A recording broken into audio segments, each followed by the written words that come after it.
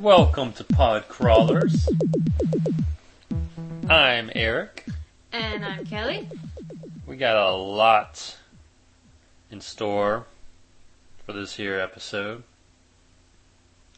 We do. So let's just get into it. We do. You have some news. Stuff. You have some news. A little bit of news. Okay. Shia LaBeouf has signed on for Indiana Jones 4. There had been a lot of speculation for the last few months about him being tied to the project, but he claimed not to be. And but now it's official. He's signed on to co-star with Mr. Harrison Ford. And for those who don't know this character, what has Shia LaBeouf been in? Shia LaBeouf got his major start in Disney's Even Stevens. And he's also most recently been in Disturbia, which is out in theaters now. Mm-hmm. And he will be in the upcoming Transformers. Looking forward to that. Not to be confused with Transmorphers. That's true. Not to be confused with Transmorphers. He was also in Holes. Another Disney movie based on a book. So he's one of those Disney whores. He was for the beginning of his life, but he's kind of pushed away from that. He's now 20. That he's, at the end of his life. No, he's 20. And where does his name come from? Isn't that something you get when you go to a car wash? Yes. Oh, okay. No, LaBeouf is actually the beef in French, basically. But well, what's his first name? Shia. Shia the meat. All right. I don't have any news. I don't think so. Let's get to the movie ripoffs. Last week Kelly won the fake news game, and the real news that she caught on, or did you guess? Did you have a good idea? I guessed. But it wasn't completely a guess. You had an idea. Because I've seen ripoffs like that pretty much all the time, so... Well, the real news last week was the Transmorphers, which is a straight-to-DVD ripoff of Transformers. And we've decided to take the next 4 months, the summer season, of real theatrical movies, and make our own ripoffs. So, got a couple of real movies, and I came up with ripoff plots and titles. I'm going to read the real movie and the real plot first, and then the fake. Coming out in May is a movie called September Dawn. And that one, a group of settlers en route to California encounter a Mormon sect in southern Utah. The massacre that follows results in the deaths of 120 people before it is covered up by prominent religious leaders. Just a little nitpick, I got this plot outline from IMDb. Okay. And that plot outline really didn't make much sense. I don't know who edits their stuff, but... Well, maybe the movie doesn't make much sense. I know. Well, my favorite part of this, the plot outline, not to get off topic here, is the massacre that follows results in the deaths of 120 people before it is covered up. But 120 people still died. I mean, that didn't change, but... Anywho, that's the real one. The ripoff? Mormon Massacre. A group of settlers en route to a Mormon sect in southern Utah are picked off one by one by an unseen savage presence, inspired by actual events. Real movie, 28 Days Later, which is a sequel. 28 Weeks later. This one, 6 months after London was struck by the rage virus, the city is being carefully repopulated by the U.S. Army. Okay, wait. Okay, let's just stop right there. London repopulated by the U.S. Army. Though under quarantine, a carrier of the virus is admitted to the city and unknowingly causes a second deadly outbreak. That's the real movie. The fake movie, 28 Zombies. 1 year after the world was struck by a virus which reanimated the dead, the city is being carefully repopulated by Mormons. Soon the survivors are picked off one by one by an unseen, savage presence. Do all of your ripoffs have to do with Mormons? I think that's the only one. The only two? The only two. That's the last one. The next one, the real one, Pirates of the Caribbean at World's End. Plot: as the threat to pirates at large near its climax, Will Turner and Elizabeth Swann form an alliance with surprise accomplice Captain Barbossa and sail to the Far East in order to save Jack Sparrow from the mysterious afterworld known as Davy Jones's Locker. Or Davy Jones' Locker, whatever. The ripoff, Pirates World. Two pirates form an uneasy alliance to save their mentor from the mysterious pirate hunter known as Mornom. Not to be confused with a religious group. Coming up in June is a movie called Rise, Blood Hunter. But we got to clarify, it's not Rise, Blood Hunter. It's Rise, Blood Hunter. The plot of this one: after she wakes up in a morgue and discovers she's now one of the undead, reporter Sadie Blake hunts for the people responsible for her death and rebirth. By the way, this stars one Lucy Liu as the reporter, which in itself is whatever. The fake movie, Rise of the Blood Huntress. After she wakes up in a morgue and discovers she's now one of the undead, a movie star hunts for the people responsible for her death and rebirth. So, wow. Change it up a little bit. Also coming up in June is Hostel Part 2. This is the real movie, by the way. While studying art in Rome for the summer, 3 young American women are lured away to a Slovakian hostel by a model from their class. Soon they will experience the grim reality their weekend getaway has in store. The ripoff? Whoa, wait a minute. Isn't this a ripoff already? Lame. Anywho, real movie coming up, DOA, Dead or Alive. The plot: a group of uniquely trained women are summoned to an island for a fighting tournament. The ripoff, TLD, To Live or Die. The plot of this one: a group of uniquely trained women are summoned to an island for a fighting tournament. There are tons of movies like this. I mean... My point exactly. It's not even worth anything. Yeah. Final one. Live Free or Die Hard. That's the real movie. John McClane takes on an internet-based terrorist organization who is systematically shutting down the United States. The rip-off of Live Free or Die Hard. TLD 2. To Live or Die 2. A group of uniquely trained women are summoned to an island to take on a terrorist organization. There's probably a fighting tournament in there somewhere. But, yeah. Next week, Kelly's going to take July and August, pick a couple movies from each, and then make rip-offs. Just a little diversion. Maybe not next week. Maybe not next week. Maybe the weekend after. Yeah. The week after, rather.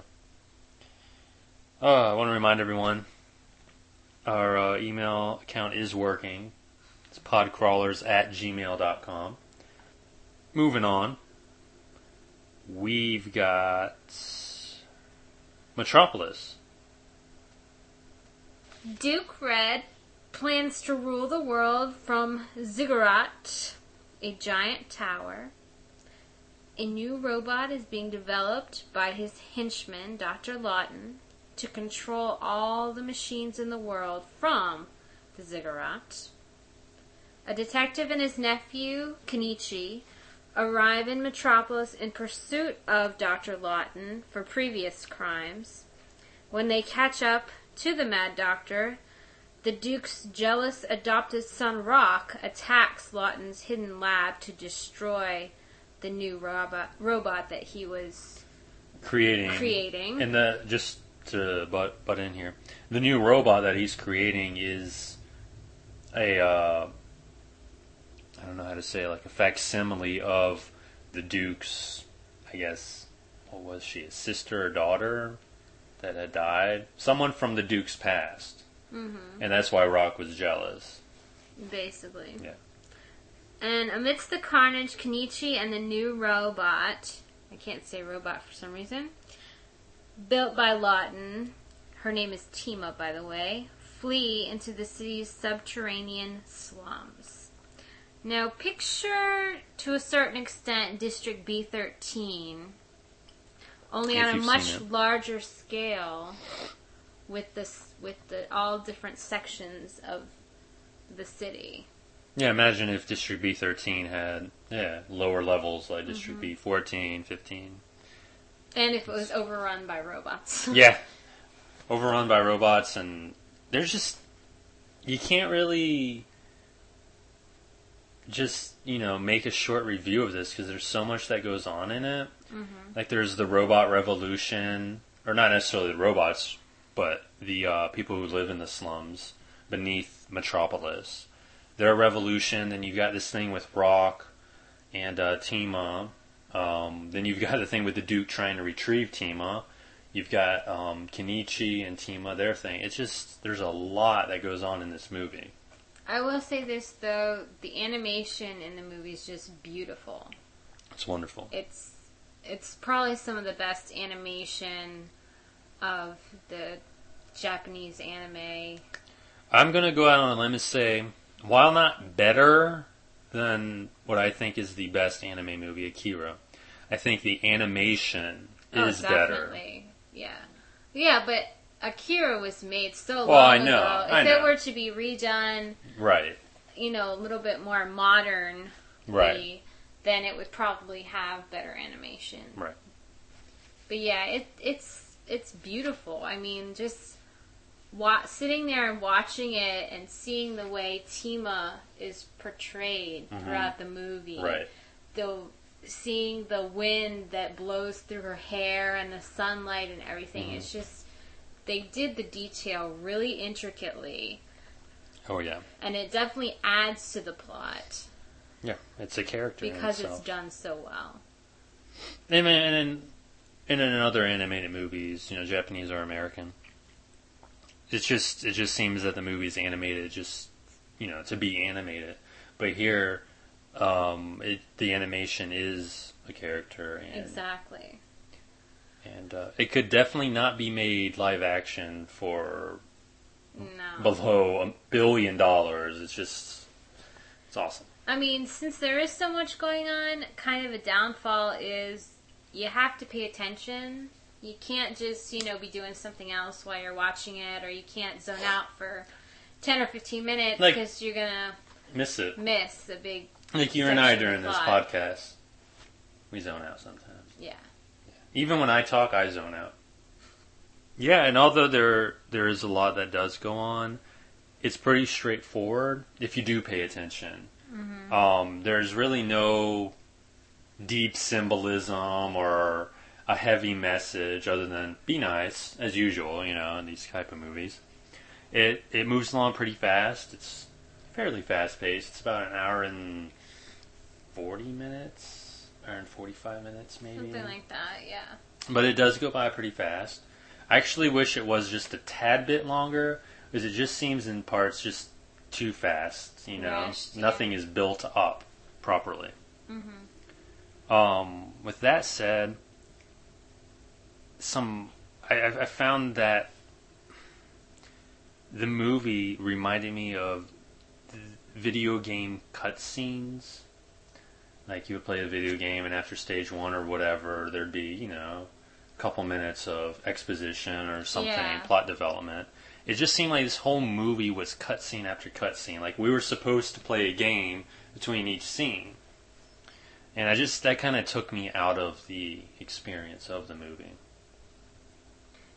There are some really cute characters. There are. In the movie. Big time. Don't want to spoil it or anything, but they're definitely... It's kind of like Howl's Moving Castle in that it has some really cute kind of scene-stealing characters that are brought about. Very. the music of the movie. Yeah. Yeah. I'm sure it fit the movie, or at least the makers of the movie thought it fit the movie. It's jazz music, but in some scenes it just seems really out of place. And I really could have done without the whole soundtrack being jazz. Right. But, I mean, other than that, it's a pretty good movie. I'd recommend it. I definitely recommend it. I mean, if nothing else, then just to see how wonderful the animation. Definitely a good one. Yes. Okay, the next one is a personal favorite of mine, called The Motel, directed by Michael Kang. Alright. Starring, well, to me, he's the star of the movie, Sung Kang. Or Sun Kang. Somebody get her a towel. However you want to say it She's correctly. making a mess over here. For, in case you don't know who that is, well, he's been in a bunch of stuff, but you might... Most notably, well... The Fast and the Furious Tokyo Drift. Yes. And he's very good. Very good. Very good actor. And we watched the extras, and it just seems like he's a way cool guy. On this DVD, the Motel, the behind-the-scenes documentary. Yeah. Way cool guy. Yeah. You want to hang with him, by the way. Yeah. So if anybody knows him, yes, hook us up here. Hook us up. All right, the plot of the Motel. And just to preface this, the Motel, it's not an Asian movie; it's an American movie With Asian characters. There's nothing horror related or sci-fi related. This is a straight up drama. So if this kind of makes you wonder, well, what the hell does this have to do with the pod crawlers, Well, it's kind of like mission. a dramedy. Yeah, true. We could just talk about whatever we want. I mean, I kind of think this is an obscure movie. I mean, you don't see this movie advertised on NBC or anything, or a Blockbuster. It wasn't, at Movie Co. Right, yeah. Or anything like that. But, and that's one of the things, Podcrawlers, we're going to talk about obscure movies, and this one happens to be, I think, probably the best obscure movie we've seen since this show started. Definitely. Okay, the plot. 13-year-old Ernest lives and works at a sleazy motel run by his mother. Misunderstood by his family, Ernest befriends Sam Kim, a self-destructive yet charismatic man who has checked in under some quite interesting circumstances. Uh-huh. And Sam teaches Ernest, who, by the way, is without a father, a lot of the rights to manhood. Or he tries to teach him, at least. Yeah, he tries to. Like, there's a scene where they're out and they're playing catch. Mm-hmm. And, you just think of it as a very father-son thing. And eventually Ernest doesn't want to play anymore. Yeah, after like 2 seconds. Right. He's a little chubby, and I think he gets tired very easily. So that could partially... What is true? Chubby fatigue syndrome. It's an excellent movie. It's a coming of age story. Mm-hmm. It's funny. It's embarrassing. It's dramatic. It's a lot of things. It's some of there's. I don't want to say a few scenes, but there are a few moments that are just absurd almost. I don't want to spoil anything, but it's interesting because these absurd moments could happen, and to have them in a movie where other realistic moments do happen. I mean, in my life, some of those moments have happened, so I really relate. And what moments are those? With the bunny. That's what I thought you were. No, that's one of the absurd ones because you're just watching it and it's like, no. But then, like, in the next scene, something will happen, and you'll be like, oh my god, that has happened to me, It's very, very realistic, but not in a depressing way. Not in a depressing way, or in a depressing way? Not in a depressing way. But there are scenes that are kind of depressing. Well, I think the last 10 minutes, maybe, the last 15 minutes, when Ernest... I don't want to say asserts his authority, but he breaks, sort of. Well, I think that shows kind of he's pushed through his awkwardness into his man phase a little bit. I see that.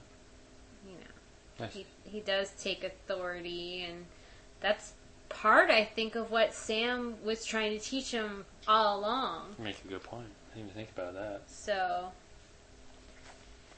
it's just an excellent movie. Excellent. I mean, It makes you never want to look at a bunny rabbit ever again. A stuffed bunny rabbit. It was a puppet, wasn't it? It was a bunny puppet? Yes, it was. A hand puppet. Yeah. All in all, definitely something worth seeing. Definitely. If you like kind of the off-kilter, just a little But it's strange. It's a little strange, but not totally out there. A little perverse. A little bit. Another good selling point to the movie for me is that it's short. Oh, definitely. It's 70-something minutes. Yeah. And short is who can't always stay good. awake for 70 I stayed minutes? awake for 70-something minutes. I didn't fall asleep once. I didn't even doze or nod off. But Surprising. So Motel definitely gets a Podcrawler's recommendation. Recommendation to buy, even. I think it was that good. It was. It was very good. Moving on to the final movie we're going to talk about. Well, I'm mainly going to talk about it. Kelly didn't watch it. It's called Picnic at Hanging Rock. This is one of those movies that's been on my to-watch list for years. Since I was a teenager. And it should have stayed on the list. It's set in 1900, the year 1900 in Australia. While on a school outing, some schoolgirls and a teacher go missing at Hanging Rock, which is basically a little mountain geological attraction. Okay, just based on that, Yeah. that could easily be remade for modern times. And I'm surprised it hasn't, since this Exactly. movie was made in 1975, I think. Anyway, they go missing, but we never find out what happened to them. Isn't that the point of the movie? Well, this is an art movie. Oh, I hate art movies. There's a lot of symbolism, but whatever. I'm not stupid, I'm not simple-minded, and I like to think once in a while. But the problem I have with this movie is that the focus goes from the disappearances to the school headmistress and her plight, kind of. And there's another schoolgirl who the mistress is having problems with, mainly in payments. Like the schoolgirl's guardians have made a payment lately, and it goes from like the disappearance to this, and you know what? I didn't miss anything. I stayed awake. I got it. It's supposed to make you think. It doesn't give all the answers. It gives clues. Yeah, I get it. But this detraction kills this movie for me. But with that, I recommend the movie to see it and experience it for yourself, and to get aggravated like I did, because that's only fair. well, I think I'll pass. Yeah. Some good things about the movie. It does leave the disappearance, that whole angle open, the cause of it. And that is a good thing, but like I said, had that focus remained on the disappearances, I would have been happy with this movie. Right. And any explanation they could have given would have sucked, because they gave so many clues, Yeah. Different paths the story could take. Well, sometimes it's just better off where they don't bring out the, Hills Have Eyes group that Exactly. stole them, or the big scary monster, Bigfoot, that, Yeah. dragged them away by their hair. And Mm-hmm. so, yeah, I agree with you there. But still, to leave it open, No, I agree. hello? And it is so open, too. Like, it's not just like, oh, it could be this. No, it could be this. Oh, yeah, they or disappeared. this, or this. Whatever. Or this, or this. It's a little bit overkill, yeah. This was based on a novel, and I just want to throw this in here because I'm glad what the original ending was. I'm glad that wasn't transferred to the movie. Okay. The last chapter explained everything, but it was edited out, and it was only published, I think, after the author died, in a book that was kind of like a Cliff's Notes type deal to the original book. And the original ending, the original planned origin of the disappearances is this, and I quote from Wikipedia, which is as accurate as IMDb, so we should trust it. No, it's not. Anywho, By the way, while walking past the hanging rock, the girls experienced several incomprehensible phenomena. Driven giddy by some supernatural suggestion of the monolith, they throw their corsets over the cliff, though they never fall to the bottom and instead hang in space in an impossible fashion. The girls and the teacher notice a mystical hole in space. 2 girls and a teacher transform into small snakes and crawl into a hole in the rock, which another boulder then covers, leaving the other schoolgirl alone and clawing at the falling rock. Tell me that's not fucking lame. that is really lame. And you know what? Wikipedia, any idiot can add something to Wikipedia. Well, who would freaking lie about that? I know, but I'm just saying. I know. For a lot of facts, Wikipedia is not. factual. I mean, I like Wikipedia. Oh, it's I do. entertainment. I think it's entertainment. It is. But I wouldn't go to Wikipedia for facts. I wouldn't use it for a term paper. Internet Movie Database is a little bit more reliable Little bit. because even though people can add stuff to it, they don't post it until they've verified.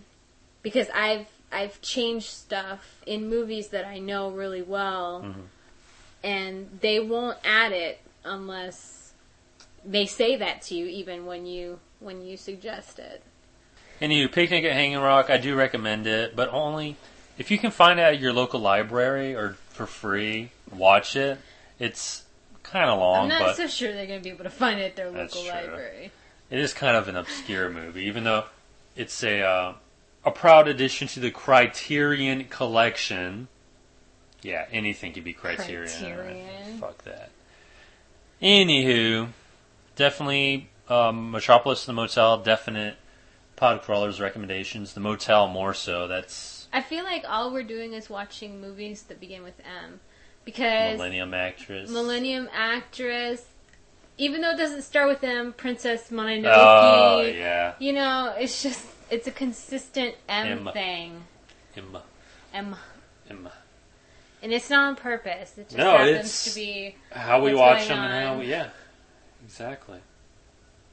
So next week, Kelly may or may not have her movie ripoffs. Probably not, because I'm going to have a busy week next week, so we might have to wait another week for that. But in the meantime, I'm sure we'll watch a couple movies and we'll have reviews next time. Yeah. We should. I mean, We I better. hope. Yeah. Something. Oh, if I can add this really quick. No. Real quick. No. Real quick, not even a book review. Oh, God. Like a rant, if I may. I read a book, finished a book called Deathbringer. Okay. The author's name slips my mind. It's memorable, right? Yeah, right. Well, it was released about a year ago. And it's basically about a zombie army headed by a rogue Grim Reaper and the efforts to stop said Reaper. It kind of sounds like Army of Darkness. It sounds like, yeah. I learned my lesson and I want to share my lesson. That if you are in a bookstore or a library and you read the book jacket or the back of the book and it sounds interesting, Put it down. either put it down or take the time to read the first 2 chapters. This book absolutely sucked. That good, huh? It was worse than Stinger. And Stinger wasn't horrible, but this is. New horror novels suck. This book just seemed like, someone wrote a story or even a novel on a horror message board online, and it just seemed like fanfic. It just sucked. And it really kind of depresses me because I kind of like horror novels. I'm not doing the whole Stephen King thing anymore. I'm not doing the Dean Koontz thing. Right. There's really not much out there anymore. So I guess I'm going to have to dust off my horror opus. Okay. And get that published and read that all the time. Yeah, sounds good. Anywho. Oh, well, yeah. Since you've given a little book review, Yes. I generally read young adult fiction. I'm too old to do that, I know, but I just like it. I enjoy it. And one thing that I would recommend for anybody who likes the Asian culture and, hopefully you don't get off on this sort of thing, but, By Asian, do you Japanese okay. schoolgirls. I like Japanese schoolgirls.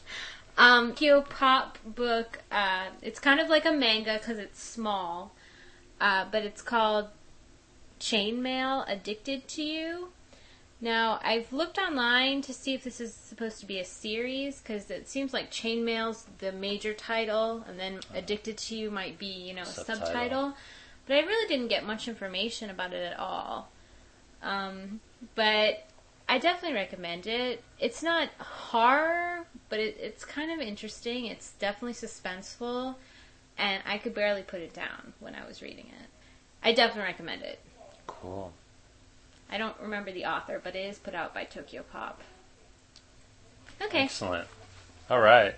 So the Motel and Chainmail. Pick those up for a fun weekend. Yes. Stay away from Deathbringer and Picnic. Well, stay away from Deathbringer. Whatever. Why don't one of you out there remake Picnic at Hanging Rock? I'm surprised a remake has never been made in the 30 years that movie's been out. And then we can review it, and hopefully it'll have better press than the original. I don't have much hope. What would be the ripoff for Picnic at Hanging Rock? Picnic at Yosemite. Aww. Directed by the Polonia brothers. All right. Wow, this might be the longest episode ever. Well, we're going to be cutting some of this out. Some of it, but right now we're at 45 minutes, and I don't think we're going to cut 15 minutes out. Probably not. We're going to cut this out, but... Anywho... Thank you for listening. We hope that you enjoy our show, and don't forget, you can always email us with questions, comments, anything. Even if you just want to email us because you're bored and you want to say that your work sucks and you're bored. Yeah, been there. Podcrawlers@gmail.com. Alrighty then. I'm Kelly. I'm Eric. And that's it. That's it.